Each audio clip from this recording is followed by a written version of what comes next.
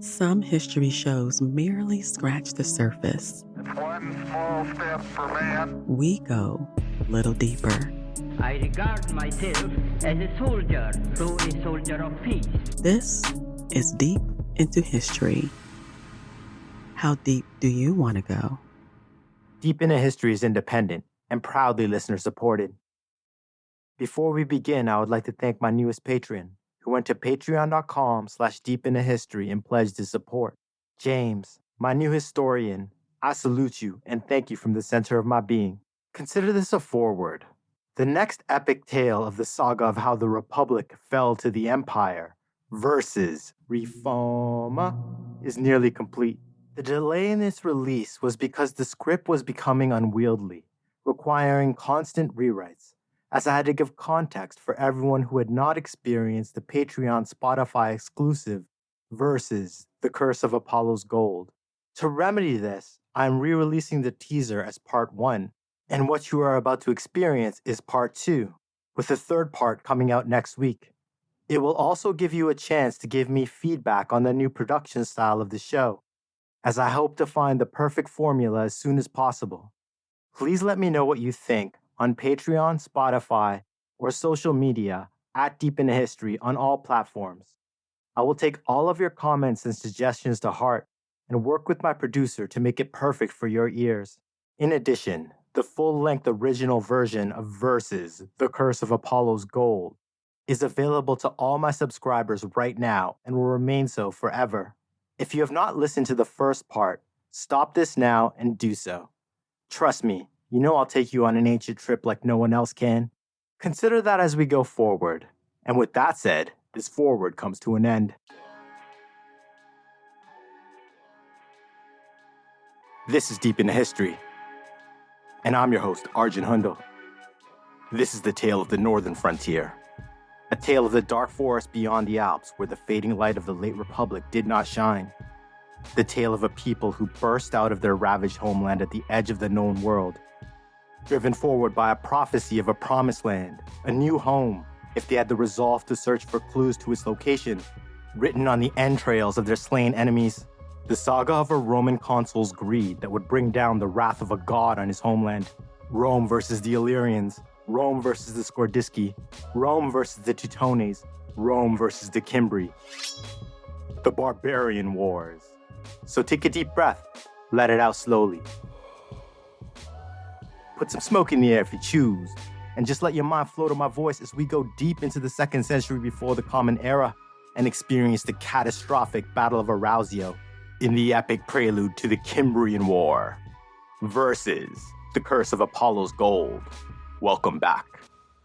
Thus far in Versus, we have experienced the dirty wars fought by the late Republic through the career of Gaius Marius, the wars that don't ring out through history like those against Carthage or Macedonia. We were with him as he battled his way up the Cursus Honorum. In his long, violent decade as a military tribune, he battled the tribes of southern Gaul, while he served in the Frontier Legion, guarding the constantly raided convoys on the lonely Roman road that connected Italy to Hispania, conquered the Isles of the Slingers in the legions of his patronus, Cassellus Metellus Balearicus. Excuse me, dude. You gotta say that again. Cassellus Metellus Balearicus. All right, Arjun. You can proceed. Earned fame for his deeds battling the Celtiberians in the Numantine War, and in the process earning the love and respect of the legendary Roman general Scipio Aemilianus. He subdued the tribes of further Spain as overseer, and as we near the Jugurthine War, circa 110 before the Common Era, the war that would allow Marius to gain the consulship and conquer Numidia, what is so often forgotten is that total war had been raging in the east for decades. For all of Gaius Marius' long career, the conquered lands east of the Adriatic Sea, Epirus, Illyria, and Macedonia were under constant threat of invasion. These nascent provinces did not have the protection of the Alps as Italy did, and without that formidable natural barrier, they were directly exposed to hostile tribes, which meant constant raids by warbands of Celtic youth eager to earn honor in the eyes of their people, and many frequent full-scale invasions. The corrupt late Republic had not only taken these former kingdoms and the riches they had accumulated, but they also had inherited all of the problems of defending them as the original kingdoms had, In addition to all this, the locals were not fully Romanized. They yet felt the yearning for self-determination, the hope of freedom in their hearts, always whispers of rebellion echoing on the wind. Roman governors and regional overseers, nearly all optimates, the elite, were ruthlessly oppressive to the people of conquered lands. They had to be, because their goal was wealth extraction for themselves. The people were already burdened by high taxes collected by Roman tax farmers who had bought the right to collect them from the Senate for a set amount which served as a republic share. Show me the money. Their profit came from all they could take above that significant sum. One of their sources of significant profit was to sell peasants who could not pay their full taxes into slavery. Apart from a few kickbacks, none of this money went to the governors or overseers. So they sought every means at their disposal to extract every bit of wealth they could, forcing nobles to take loans for their tribes at usurious interest rates, and seizing and then selling off their land if they defaulted on the debt. Just one of the ways Roman oppression was felt. Thus, fearing the righteous angers of the locals, most governors kept their legions close to the population centers and often left the frontiers poorly guarded. In the case of Macedonia and its huge northern border, recall that it was only the ultra-sophisticated and innovative network of small forts, interlinked and fully manned, that King Lysimachus and his son had fought and bled for decades to establish, that finally secured their northern frontier. After the Roman conquest, no such system had been established, nor were the Romans willing to commit the resources and manpower to such a massive project. Consuls, governors, and praetors had short terms in office. There was no glory to be gained by simply securing a province from threats. The glory lay in battle. Victory, to show the Republic their virtues. Thus, most were looking to provoke a fight because conquering a tribe could bring the greatest honor of all, a triumph in Rome. It was in the era of which we were speaking, circa 120 BCE, that the Senate was forced to place a requirement that at least 5,000 enemies had to be killed in battle before a general could be eligible for one, as powerful families had been bribing and pressuring the Senate for triumphs for victories that amounted to no more than border skirmishes, or in some cases, village massacres. The sources for most of these wars are few, so I have reconstructed the events leading up to the Cimbrian War as best as I can and synthesized them into a narrative timeline. A quick word about the geography. We'll be moving east from Italy across the Adriatic Sea, through the conquered lands into Macedonia, then back west through Central and Northern Europe, across the top of the Italian Alps and into Gaul. During our journey, there will be many names, places, events, and dates, but you know I'll work them in ever so suavely, and every date is before the Common Era. So, let's go. In Illyria, north of Epirus, there were constant major military operations being conducted in the 130s to 120s that included both rebellions of local tribes and invasions by a large confederation of tribes, ethnically and culturally the same people, called the Dalmatians. The operations were so frequent and ongoing that this entire period is referred to as the Illyrian Wars. Then in 119, a huge rebellion, possibly timed in coordination with the full-scale invasion from the Dalmatians. This was such a catastrophe that both elected consuls were dispatched at the head of full consular armies, with 2 legions each and their companion alas, each force approaching 30,000 men. The consuls, one named Cotta and the other L. Caecilius Metellus. Please rewind. L. Caecilius Metellus, the brother of the Metellus that would become Gaius Marius' nemesis during the Jugurthine War, campaigned together for a year, and Metellus remained behind with the legions for another to finish the campaign. Victorious, he was granted a triumph and given the title Dalmaticus. These wars were vital for the Republic because it was essential to keep the Adriatic free of piracy, for trade, commerce, and the safety of travelers. The Romans forcibly relocated tribes away from the East Coast who engaged in piracy, or even those suspected of it. Large and powerful tribes that refused to move were attacked. And over the decades, and the fact that Virtus demanded it, the Romans kept coming and coming, eventually wearing them down and defeating them. However, during the process, they suffered many major defeats. Far more details, though still relatively few, are known about the wars in and around the province of Macedonia, where Rome faced one of its most dangerous and implacable foes, a Celtic tribe known as the Skordiski. Their origins are murky, but according to some sources, the core of their tribe that was centered on the Danube River and dominated what is now modern Serbia were the Celts that remained behind in Macedonia in 280 and served as mercenaries in the army of Pyrrhus of Epirus upon his return from his uniquely Pyrrhic defeat in his wars against Carthage and Rome. Returning with the remnants of his shattered army, perhaps 10,000, having achieved nothing but leaving in his wake the perfect set of circumstances to ensure that the First Punic War was inevitable, the warrior king took stock and weighed his options. He knew that the pretenders claiming the throne of Macedonia, his cousin Alexander's throne, were weak. They couldn't even take back the countryside from the Celts from Brennus' horde that stayed behind. Perhaps 30,000 warriors along with their families. A mix of small tribes who had taken up residence in the captured villages and farms of that land. Pyrrhus needed warriors, and he knew that if he had the savage Celtic veterans of the raid that destroyed Macedonia and plundered the oracle at Delphi on his side, and more importantly under his command, he would take the throne.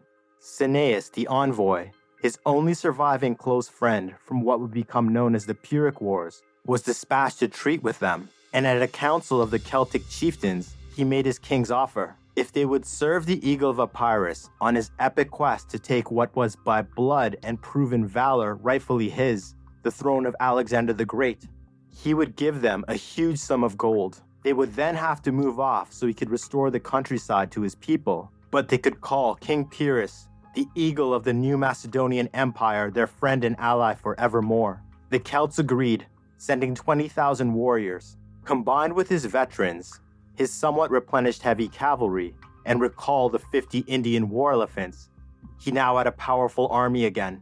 Pyrrhus drilled his new army into instruments of his will, and on the battlefield, used the Celtic charge combined with his own heavy cavalry charges like two sledgehammers. His elite veteran phalanx, along with new mercenaries, acting as the anvil, and simply vanquished all who stood against him, easily taking the throne.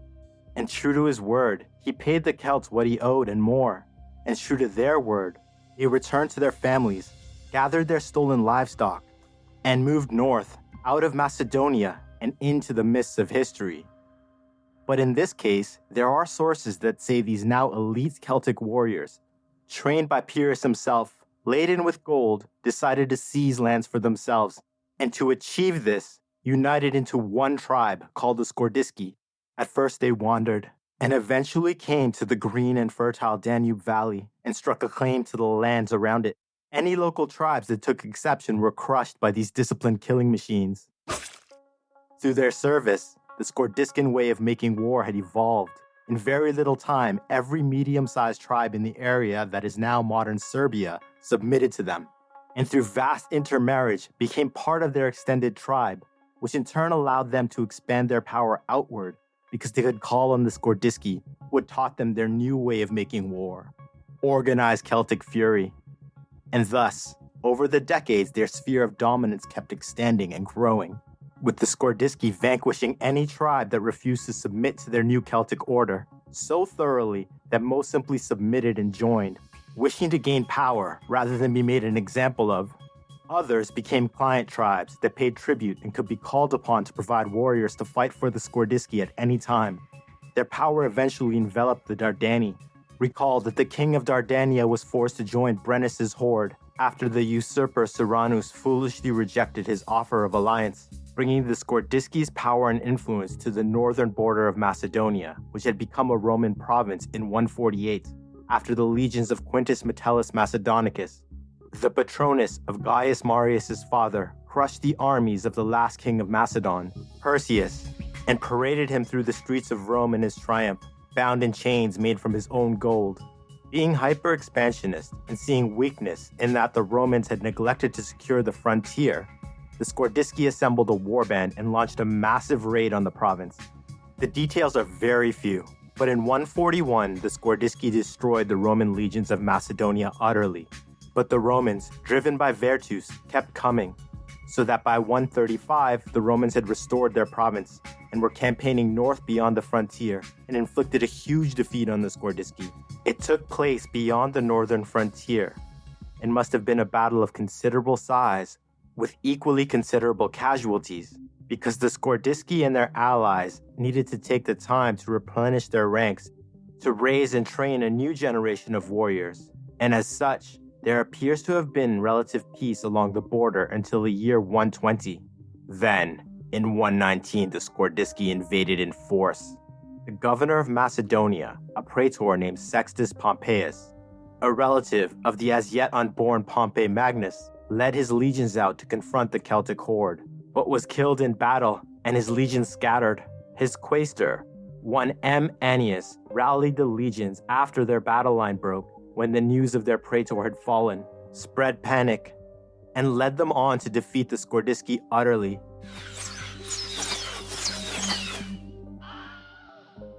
The next day, he led his victorious though battered men in pursuit of the survivors, following them into lands dominated by their power beyond the frontier. The survivors were met and reinforced by an allied Thracian tribe called the Medi, and turned to face the Romans, only to be defeated again.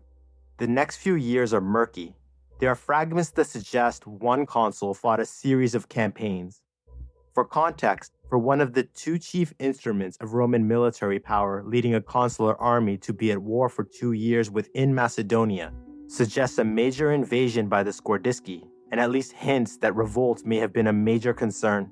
In 114, the consul Gaius Porcius Cato was leading his legions through the Servian mountains, perhaps on a punitive expedition, and was ambushed by the Skordiski.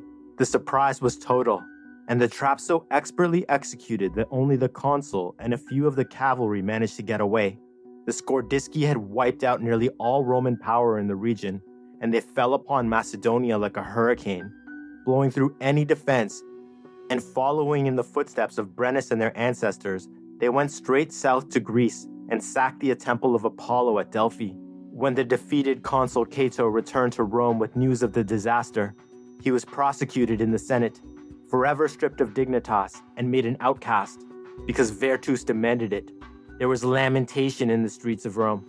Many families had lost loved ones in the huge consular army that was destroyed, which turned to panic when they heard of the sack of the Oracle of Apollo. To atone for their failure to protect Apollo's oracle, the Romans performed a human sacrifice, ritualistically burying alive 2 Greek and 2 Celtic slaves in the Forum Romanum. However, unbeknownst to them, a Roman commander named Didius had rallied the local forces of Macedonia and was defeating warbands that had separated away from the main force, perhaps laden with treasure, more likely because their homeland was suffering a massive incursion from a Germanic tribe, the Cimbri. All warriors were needed immediately. So the Skordiski moved off, giving Didius the time to secure the province until reinforcements from Rome could arrive. Both consuls for the following year, 113, were sent to face these threats from the north.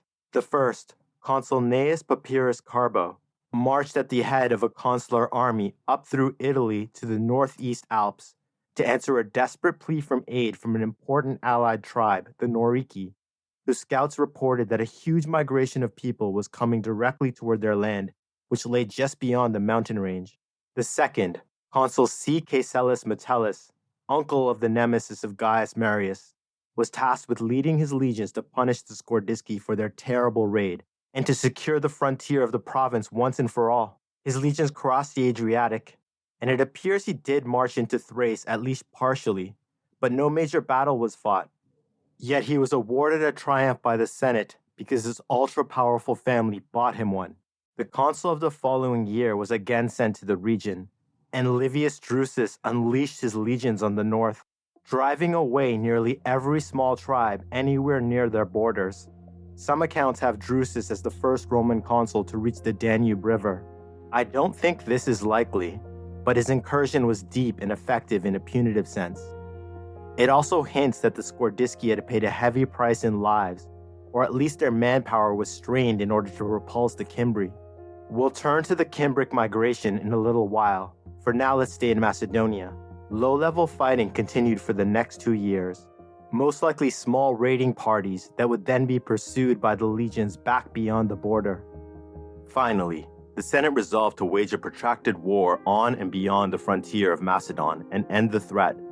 so that the province could finally become peaceful, its population Romanized, and maximize profitability. So in 110, with war raging in Numidia and chaos on the northern frontier, one of the consuls, Marcus Minucius Rufus, with the full backing of the tribunes of the plebs and the Senate, was granted proconsular imperium, meaning he was to campaign until he crushed the Scordisci and secured the province and Greece beyond once and for all.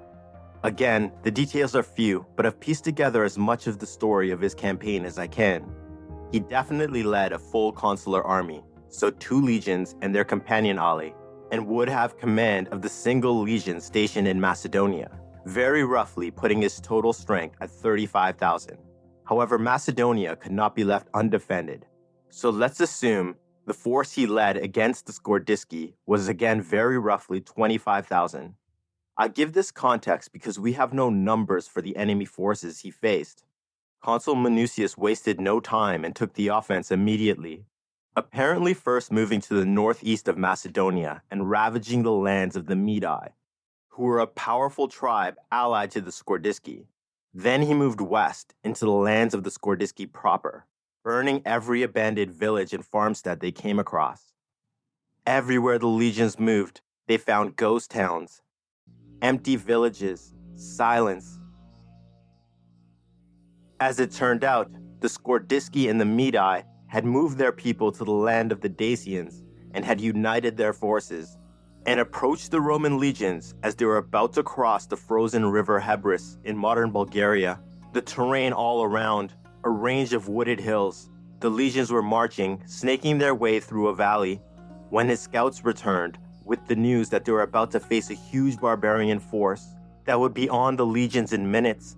Consul Minucius, massively outnumbered, and with an ordered withdrawal impossible, called his legions to battle formation. Form a line and stand strong! And made an epic roll of the dice. He dispatched his brother, who was a cavalry officer, with a small squadron and all of his trumpeters and signalers around another path in the hills, so that once battle was joined, they would be behind the approaching enemy army.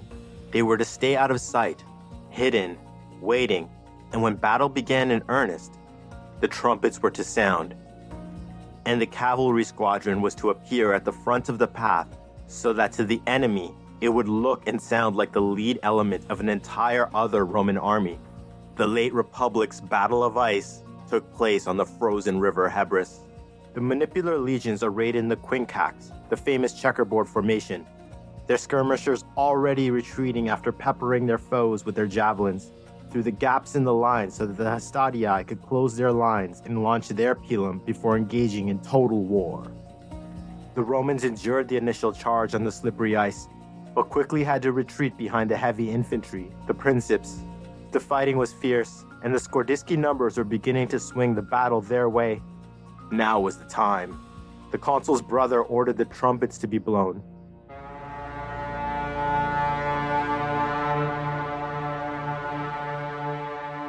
Which he had spread throughout the valley down which he and the cavalry had ridden.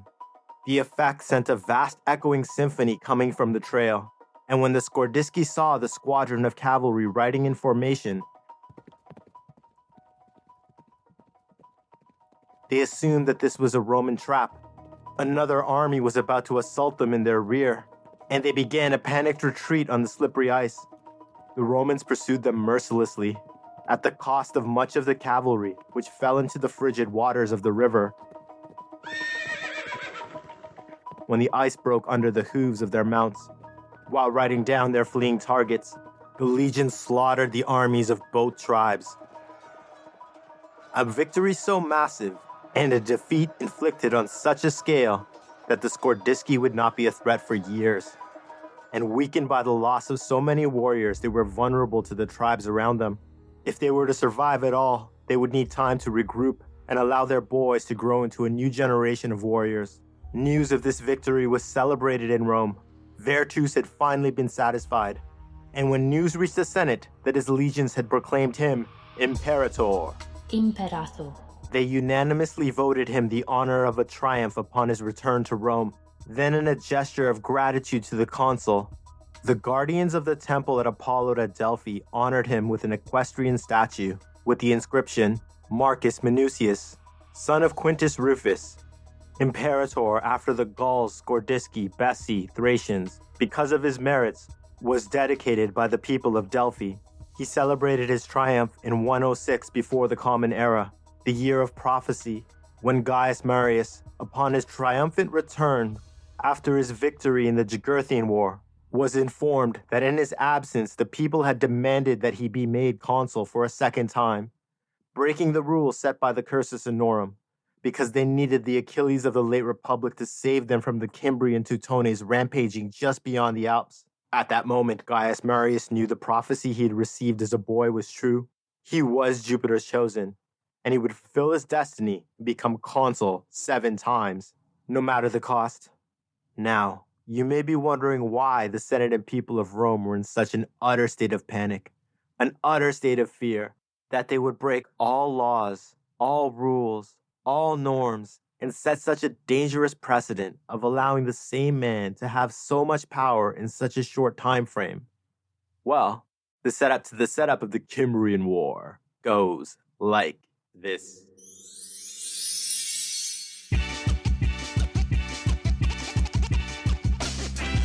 Bursting out of the north beyond the edge of the known world came a human tidal wave.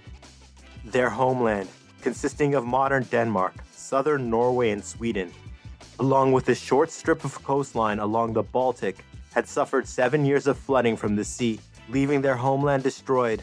Their crop yields plummeted and their livestock died out. There was mass starvation, the effects of which can be seen in the stunted growth of skeletons found from this period in Denmark. The High King of the Cimbri, Boiorix, went to the Druids to seek their wisdom and to ask them to ask their gods what they should do. So far, every sacrifice made to them had failed to bring relief. They were not Celts, but rather the first Germanic tribe to make a major incursion into Central and Southern Europe, speaking a different language and with very different traditions and beliefs. Firstly, all of their Druids, the conduit to their gods and the lore keepers of their people, were women, wearing long flowing white robes and always walking barefoot. Few exact details about them are known, except that they were held in the highest esteem and were very powerful in their society. They were skilled diviners and blood readers who practiced human sacrifice with, according to the Romans, sadistically, who called them witches after tales of what befell enemies captured by them endured during the last few moments of their life. At their high king's behest, the witches of the Cimbri communed with their gods and brought forth a prophecy of a promised land. The 7 years of death and despair would continue because the gods had declared it was time for the Cimbri to move on and to leave their ancestral lands. King Boiorix asked where this promised land was to be found. They pointed south and informed him that they would find clues to its exact location along the way, left by the gods in the blood and entrails of the enemies they were sure to meet on their journey. The king considered the monumental task of moving his entire people, with the Druids, who would soon be preaching the prophecy to all, the peasants not wishing to offend the gods and having suffered through what they perceived as 7 years of their displeasure would be willing. His nobles and chieftains would need convincing, as they would be giving up vast landholdings. Whether King Boiorix himself believed in the prophecy or not, he was already convinced of the necessity to lead his suffering people to a rich new land. He called for a council of all his chieftains and the kings of their large neighboring tribes, both Germanic as well, the Teutones and Ambrones. When they met, Boiorix informed them of the prophecy and spoke of the reality that their lands were dying, their people starving and withering away from malnutrition. Seeing the wisdom in his words, they took vows of alliance and agreed that they would all migrate. They would seek out new lands and help each other in taking them. Thus, circa 125 before the Common Era, the massive exodus began. The Cimbri, the far more numerous and strongest of the tribes, took time organizing their starving but mighty people into a living caravan that would allow their society to continue while on their perilous quest. Families constructed large carts with leather coverings that would serve as their home until their promised land was found. These ancient mobile homes possibly had 2 stories, with a bedroom, sitting area, and even room for their dogs.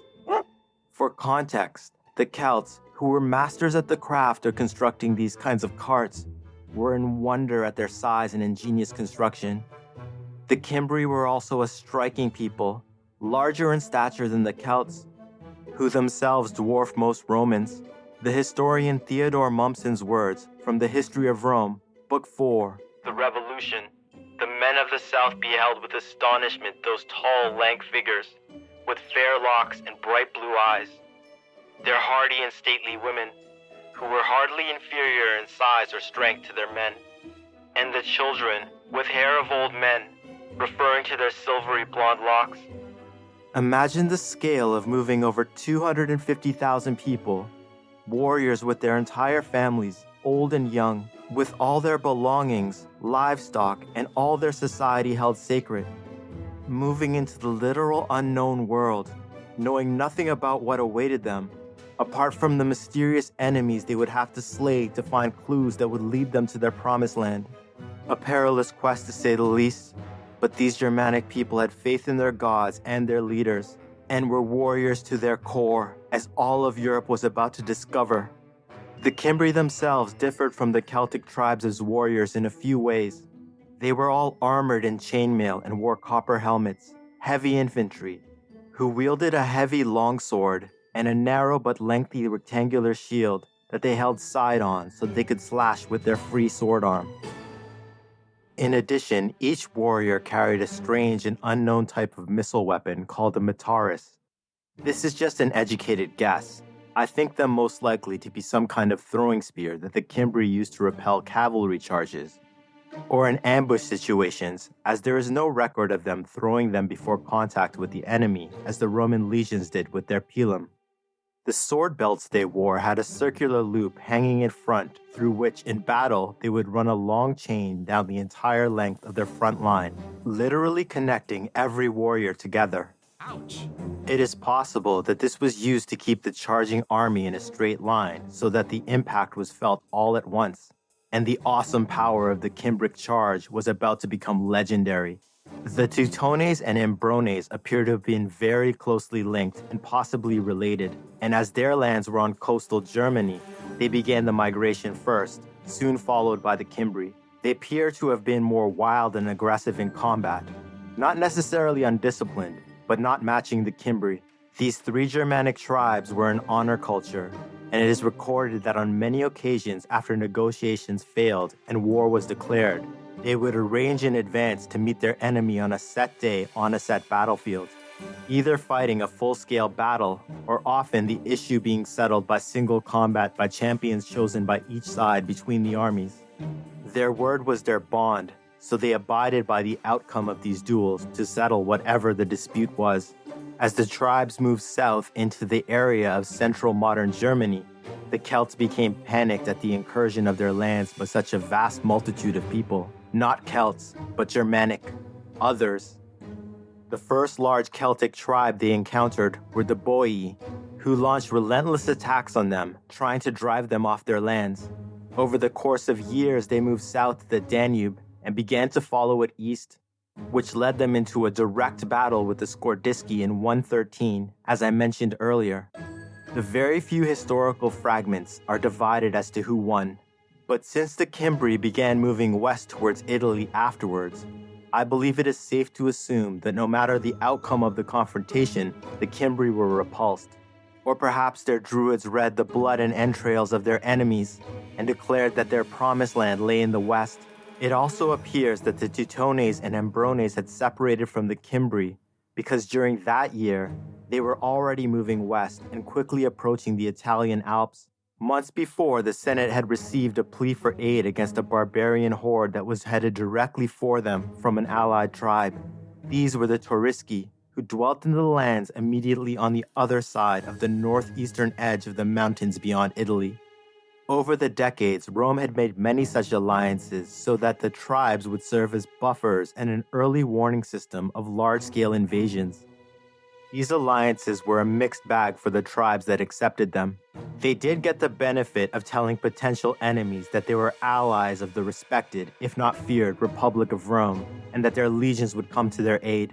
Often, the Romans did not honor their alliances, or did so half-heartedly, sending moral support rather than legions. The greatest benefit for allied tribes was access for their goods and raw materials to be sold through trade with the Republic, which brought them great wealth. In this case, the Turisci, whose country, Noricum, called Noricum by the Romans, had to be saved. For their iron mines and the vast quantities they sold directly to Rome were vital. Without that supply, the Romans would have a massive shortfall, with potentially catastrophic ramifications, as Rome could not make war without it. This, coupled with a deep-rooted fear of another Celtic king like Brennus, leading a huge horde of barbarians and destroying Italy before sacking and burning the Eternal City, settled the issue. Thus, the consul Gnaeus Papirius Carbo was dispatched at the head of a consular army to investigate, and a mandate to protect their allies, their iron and gold mines, and at all costs prevent a barbarian incursion into Italy. We can see the fear of an invasion, as his first act once he reached the north was not to go directly to Noricum, but instead he fortified the passes through the Alps, and his army took up a defensive position there. Despite repeated pleas and warnings, only when he received word that the barbarians were about to cross the borders of Noricum did he move to the Turisci's aid. As his legions marched, they were approached by ambassadors from the Teutones, who apologized for crossing into Noricum. They said that they came in peace, only wished to move onwards, and that they had no wish to quarrel with Rome. Consul Carbo perhaps did not believe the Teutones' intentions, or just as likely, a consul who badly wished a military victory, so that he could be granted a triumph upon his victorious return to Rome. Fame eternal. Either way, treachery was afoot. He agreed to let them pass and sent them guides to lead them through and past Noricum. Taking him at his word, the ambassadors thanked him and departed without ever suspecting that Carbo had instructed the guides to lead the Teutones on a long route, so that his legions could get ahead of them and set an ambush to destroy the barbarians. It took place near the town of Norea in Noricum. Frustratingly few details are known about the Battle of Norea, except that the ambushers became the ambushed. It appears that Carbo had no idea of just how vast and fierce the host of Teutones was. For shortly after the trap was sprung, the legions found themselves completely overwhelmed and were crushed, with legionaries running away into the woods, only to find that they're being enveloped by Teutone warriors, a consular army annihilated.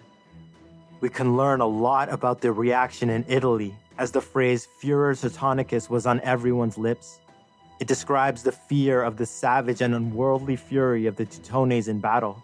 When word of this crushing defeat of the Romans spread across Celtic Europe and reached the area of modern Switzerland, the country of the Helvetii, a confederation of tribes, the news was taken very differently. They sought news of these mighty strangers and heard tales of their epic quest to find their promised land, and it inspired something in the people. For a mere generation later, they would follow the Cimbri example, and they too would leave their poor lands to seek a new fertile homeland. A vast migration that was doomed, as they would be Julius Caesar's first target in what would become the Gallic Wars. But that is a tale for another day. However, immediately after the Battle of Norea, there were two Helvetic tribes that decided that this meant that the Romans were weak, and that it was open season on any of the cowardly tribes that had allied themselves to the Republic. Thus the Tigurini and Teugini assembled a war band and planned their raid. All the while, the Germanic migration continued, following the Alps directly into southern Gaul, an area full of tribes allied to Rome. In 109, Consul Metellus, along with his legate Gaius Marius, assembled badly needed reinforcements before setting off to take command in Numidia and destroy Jugurtha. The other consul elected that year, Marcus Junius Silanus, was given a mandate of protecting the province of Gallia Narbonensis and the allied tribes in southern Gaul, as the Cimbri had reached their borders. And almost as soon as he was on station with his legions, in his first clash with the Cimbri, was completely wiped out. There are no details of the battle itself, but in the aftermath, the Cimbri sent a message to the Senate, stating that honor demanded that the people of Mars, the Romans, should give them land by way of pay and use their hands and weapons for any purpose they wish. An offer of peace, alliance, and possible future cultural integration from a migrating people. This phenomenon would be repeated over and over in the coming centuries, eventually playing a major factor in the fall of the Roman Empire. The Senate rejected this offer immediately.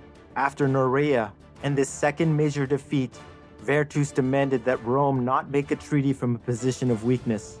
And above all, there was a very real fear that if they accepted, all their enemies, allied tribes, and even the subjects in the provinces would revolt, sparking a republic-wide series of invasions and rebellions that would destroy Rome. So instead, the Romans did what they always did. They kept coming. For the year 108, there is a complete blackout as to the military campaigns in the north. However, both consuls elected that year were removed from power for corruption and bribery used to attain the office. So blatant that even in the context of the vast public bribery on display for every citizen to see during the ongoing Jugurthine War, it made that corruption look tame in comparison. An insight to the level of public rage after Jugurtha pulled off the facade and showed the complete and utter corruption at every level of Roman society. In the election of 107 that we experienced in the Eagles of Jupiter, Gaius Marius won his first consulship. The other consul elected that year, one Cassius Longinus, was dispatched to restore order in Gaul. He arrived in the Roman province beyond the Alps only to find that the Cimbri had vanished, moved on, and no one seemed to know where or why. It made no sense. For all intents and purposes, they had control of much of the rich and fertile land of southern Gaul. And after the battle in 109, Italy had lain completely open to an incursion. Why had they left? This baffled the Romans. But with hindsight, we can understand that the Druids had read the signs, and their gods told them that the path to their promised land led elsewhere. Consul Longinus had no shortage of enemies. Recall the Tigrinian Teugini warband that sought the Cimbri. They had arrived and were wreaking havoc across Gaul. Longinus's legions followed the Tigrini warband across the length of the country, all the way to the Atlantic Ocean, only to find that they had slipped away. On the way back to the province, his legions were ambushed by the Tigrini and Teugini and were badly defeated. The consul and one of his legates were killed, along with what appears to be the better part of his army. The survivors rallied to their only surviving commander, a legate at their camp, and were soon surrounded. In exchange for their lives, they had to give up half of their baggage, weapons, and hand over hostages to the Tigrini. It was a hopeless situation, and the legate did all he could to save his men so that they could live to fight another day. However, upon his return to Rome, he was brought up on charges for the infamy of giving Roman hostages to barbarians, and was forced into exile. With war raging on two fronts, in the brutal Jugurthine War in Africa and the constant defeats along the northern frontier, had the population in Italy in a near state of panic. And with all the light shed on the corruption, the rot that was killing the Republic laid bare for all to see, it seemed that the very fabric of Roman society was coming apart. The effect of these defeats on the Celts in Gaul was dramatic. Allied tribes turned neutral or openly hostile, and in Gallia Narbonensis, the Tectosages revolted. Their main town, Tolosa, modern Toulouse, in the north of the province, overcame the Roman garrison and clasped them in chains. To quell the fear, terror, and lamentation at the huge loss of life, the Senate resolved to assemble the largest Roman army since the time of Hannibal for a titanic confrontation to wipe out the Cimbri and Teutones once and for all. And we'll experience the epic Battle of Arausio the next time we go deep. Thank you for listening to Deep Into History. Please tell everyone you know about this show. You can follow me at Deep Into History on Twitter, Instagram, Threads, Blue Sky, and TikTok. Deep Into History is produced by York Campbell from Poetic Earthling Studio. And the introduction is performed by Shante at ctamarketing.biz. And as always, my dear sweet friend, take care of yourself. I truly look forward to the next time we go deep.